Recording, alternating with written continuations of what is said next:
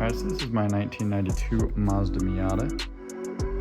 And today I'm just going to be going over a little review of a $60 VALVETRONIC exhaust that I got from TEMU. Ultimately decided to do this because I wanted to have a little bit of that modification factor, a little bit of that sports car factor where I could have fun with it. You know, it is a Miata, everybody modifies these things. So which is why I did it, and I wanted to see, I didn't want to spend the money that $600 or $700 of a real VALVETRONIC exhaust is, so I thought I'd try it. Didn't expect anything good, but I was pleasantly surprised. And it's actually pretty interesting here. I did not expect this to work as well as it did and how simple the install was. Literally no wiring involved, just finding one positive 12-volt connection, whether you have it on all the time or switched, did not matter. And in this video, I'm just gonna go over how I installed it, pretty much just the steps to get there, how it sounds, how it is to daily drive, because I do daily drive this vehicle. So I'm gonna start out on the bottom here. As you can see, with that little downpipe that we have, this is the VALVETRONIC part right here. As you can see, we do have a V-band clamp that holds together this bottom piece, which is adjustable for wherever you want. We do have a little bit of clearance there and here. Pretty much in this kit, what you're gonna get is this metal chrome pipe here. As you can see, it is pretty old now. I've had it on for around 2 months. You'll basically get this pipe here. It leads down into this little Y here. You get this piece, which is the actual valve itself, which is where you can see the electronics on this part. And then of course you get this little V-band piece that goes over that. And then you connect this, which is of course your full exhaust. And I will take this part off so I can reveal the valve so you can see it.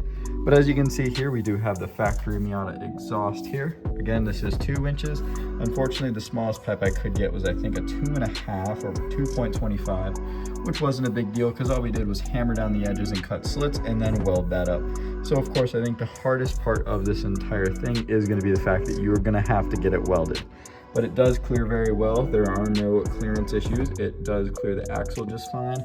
And of course clears the other exhaust just fine. And the way this is clocked, I have it like this, where it does not touch there either, which that is the little solenoid that it works off of.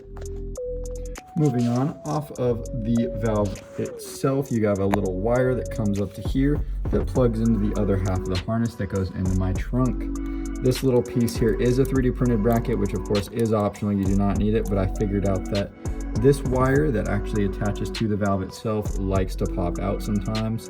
And I got lucky and I did have it zip tied before, so it didn't just go laying down on the exhaust or start dragging on the floor. But I would highly recommend getting something to keep these two plugged together. Then it just moves up into the trunk here, so I'm gonna move up there now. All right, my trunk is pretty messy right now, but I'm still gonna go ahead and explain this. So if you can see down in this back corner, we do have that little hole, which is where you can see that wire coming from the bottom up. That wire comes into this big bundle here, which is actually nice that they have this, so you could route this into your cab if you would like, but I just zip tied it and threw it in the corner with all the rest of the Miata stuff.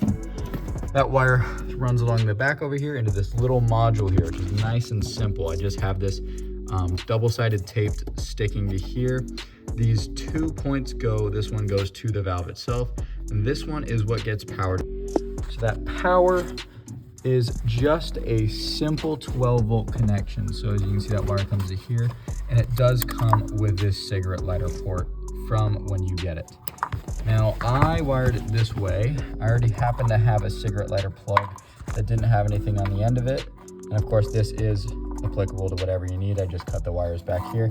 This is the ground, and this is the positive wire. I did end up soldering a piece here, and it is into my rear running light switch. So when I turn my lights on in the car, this gets power. Of course, you do not have to do it this way since you do have that bundle of wire.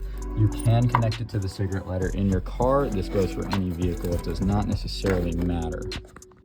So another thing with this, the reliability that I've seen has been really great. Sometimes the remote won't get full connection, and sometimes you'll have to hit the button a few times before it actually will open and close, but I've never had an issue of it where it just stays open. It doesn't do anything else. So I'll go ahead and show you that part now. So along with the kit, you are gonna get this remote here. As you can see, it has a lock and unlock feature, and you can see I've used it quite a bit now. Has that little cover there. Hasn't lost power or anything like that. As you can see, it does still have that little light there. So obviously in my case, I'm gonna go over and turn my lights on inside of the car. So I will go show you the valve All right, now here's an example of it working. Of course, I have my lights on because they are wired into the lights. Car is not running, but aiming down there, we're gonna go ahead and open the valve up. It'll focus. Yeah, there we go. Hold down this. As you can see, it opens. And then of course, closing, same exact thing, just hold it down until it closes like that. Perfect. I've never had any reliability issues with it. And as you can see, it is all black in there filled with soot. Of course, I have been using it. So one thing I would like to say about it is reliable, it is good, does give you good audio, but it doesn't sound great. It is, at the end of the day, a straight piped Miata at that point, and it gets really raspy at around 3,000 RPM. So at some point, I'm going to add to this and weld a little resonator coming out to the side of my bumper just to make it look a little bit cool, and then maybe even add a spark plug in it just to make it throw flames, who knows. But again, I would give this a 10 out of 10. So of course, now the most important part, I'm gonna give you guys an audio clip here. I'm just starting this up in the garage. I rev it a little bit in both with a closed valve and an open valve, and I'll have to do it at the same time, of course, because can't do it while I'm outside of the car with it being wired in to my lights here. But I'm gonna go ahead and set the phone down now.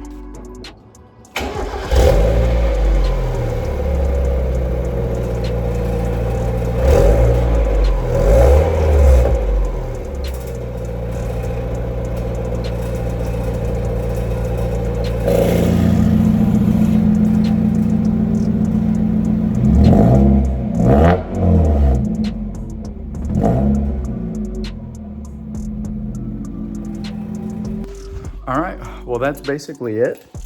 I did this for exactly $70. You could do it for even cheaper if you decided to make a new TEMU account and get yourself another 30% off if you're on a budget like I am, because I do everything cheap, and then I end up figuring cool stuff out like this.